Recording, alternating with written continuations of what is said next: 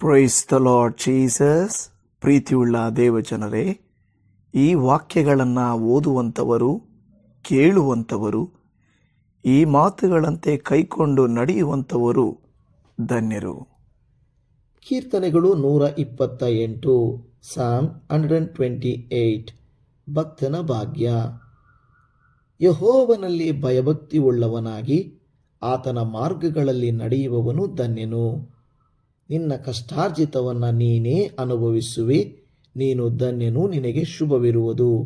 ಅಂತಃಪುರದಲ್ಲಿರುವ ನಿನ್ನ ಹೆಂಡತಿಯು ಫಲಭರಿತವಾದ ದ್ರಾಕ್ಷಾಲತೆಯಂತಿರುವಳು. ನಿನ್ನ ಸಂಗಡ ಊಟದ ಮಣೆಯ ಸುತ್ತಲೂ ಕೂತುಕೊಳ್ಳುವ ನಿನ್ನ ಮಕ್ಕಳು ಎಣ್ಣೆ ಮರದ ಸಸಿಗಳಂತಿರುವರು. ಇಗೋ, ಯೆಹೋವನಲ್ಲಿ ಭಯಭಕ್ತಿಯುಳ್ಳ ಪುರುಷನು ಈ ರೀತಿಯಾಗಿ ಆಶೀರ್ವಾದ ಹೊಂದುವನು. ಚಿಯೋನಿನಲ್ಲಿರುವ ಯೆಹೋವನು ನಿನ್ನನ್ನು ಆಶೀರ್ವದಿಸಲಿ. ಜೀವಮಾನವೆಲ್ಲ ಯೆರೂಸಲೇಮಿನ ಸೌಭಾಗ್ಯವನ್ನು ನೋಡುವವನಾಗು. ಮಕ್ಕಳ ಮಕ್ಕಳನ್ನು ಕಾಳುವವನಾಗು. ಇಸ್ರಾಯೇಲರಿಗೆ ಶುಭವಾಗಲಿ. ಆಮೇನ್.